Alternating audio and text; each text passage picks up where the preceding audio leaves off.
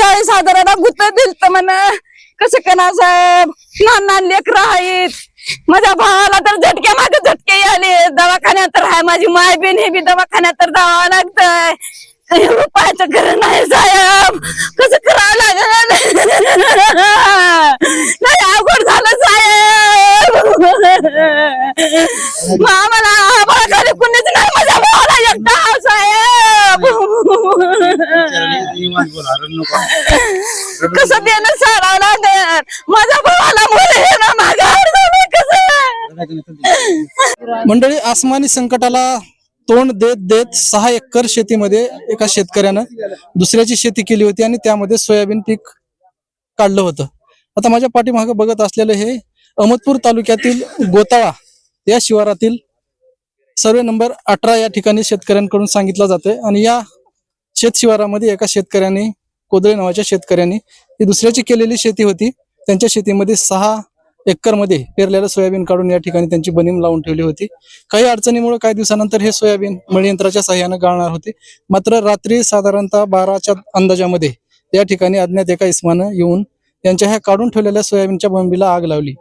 आणि या आगीमध्ये सर्व सोयाबीन शेतकऱ्याच्या डोळ्यात देखत त्याची मेहनत सगळी जळत होती. त्याने आटोकाट प्रयत्न केले, मात्र आग इतकी भयानक होती की ते आग विझवणं शक्य नव्हतं. त्यांनी निराश होऊन, हतबल होऊन बघण्यापलीकडे दुसरं काही करू शकले नाहीत. या घटनेनं पूर्ण शेतकरी कुटुंबावर एवढा मोठा आघात झालाय की ते आज बोलण्याच्याही मनस्थितीमध्ये नाहीत.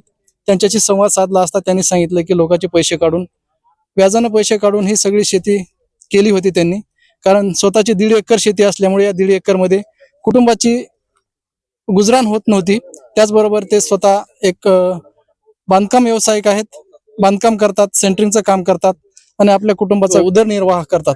मात्र एवढा मोठा आघात झाला, आज त्यांच्या पुढे एवढं मोठं संकट उभा टाकलंय. या घटनेची माहिती त्यांनी पोलीस प्रशासनाकडे कळवली आहे. पोलीस प्रशासन अद्याप या ठिकाणी आलेलं नाही, मात्र थोड्याच वेळामध्ये पोलीस स्टेशन येणार असल्याचंही सांगितलं जाते. आणि या घटनेचा सविस्तर पंचनामा करून ही घटना नेमकं कोणी केली, कुठल्या द्वेषापोटी केली आणि या मानसिकतेचे लोक या घटनेमागचं षडयंत्र त्यांनी का रचलं असावं, हे सगळं उलगडा होईलच. मात्र आज शेतकरी ज्या संकटामध्ये आहे, शेतकऱ्याकर अगोदरच असलेलं हे आसमानी संकट आज कुठेतरी निर्वळलं होतं. मात्र त्यातून उरलं सुरलं सोयाबीन काढून लावलेला हा ढीग जर जाऊन त्याला जर आसुरी समाधान लाभत असेल तर या शेतकऱ्याचं काय व्हायचं, हा प्रश्न या ठिकाणी उपस्थित राहतोय. मी मोहन देवीदास कोदळे, राहणार गोताळा. आमचे बंधू व्यंकटराव सागर कोदळे यांनी जमीन खणून केली होती 6 एकर. 1.5 लाख रुपयाला जमीन ही खडून केली होती. मग ही सोयाबीन पूर्ण सोयाबीन होती क्षेत्रामध्ये. ह्या 7 बॅग सोयाबीन होतं. ते 7 बॅग सोयाबीनचा ढीग ह्यांनी काढून पूर्ण जमा करून लावलेला होता. मग ते रात्री कुणी येऊन फुकून दिले ही काय आम्हाला पता लागला नाही. रात्री घटना घडलेली आहे साहेब, 12च्या आसपास घडलेली आहे.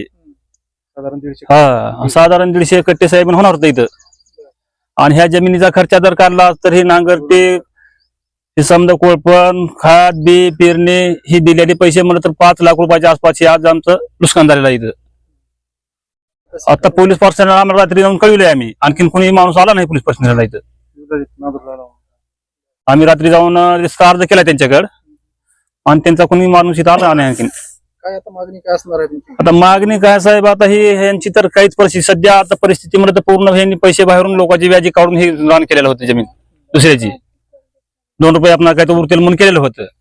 आता ह्याच्यातून आता 1 बी रुपया ह्याचं उरायचं तिकडेच गेला. आता ही 5 लाख रुपये नुकसान जर ह्यांना कुठून घालायचं आता हे. आता आम्हाला कुठून का होणार, आम्हाला थोडंफार आता ही पैसे मिळावं अशी अपेक्षा आहे शासनाची मदत. स्वतःची काही शेती, शेताची 1.5 एकर शेती आहे साहेब फक्त. 1.5 एकर शेतीच्या वर नाही. कर्ज वगैरे काही? कर्ज बँकेचं आहे सर. ते जिल्हा मध्यवर्तीचं 2 लाख रुपये कर्ज आहे. जिल्हा मध्यवर्तीचं 1 लाख रुपये आहे ना, महाराष्ट्र बँकेत 1 लाख रुपये आहे. हे आता हीच लोकांची काढून केलेला होता उलाढाल समजा. आता हे उलाढाल लोकांचा काढून केला, आता ह्याच्यात 1 रुपया न मिळता ह्याचा ही नुकसान झाले. आता लेकर बाळ जगवायचं पडले, आता कशी जगवायची लेकर बाळ. ATN मराठीसाठी मी भीमराव कांबळे, अहमदपूर, लातूर.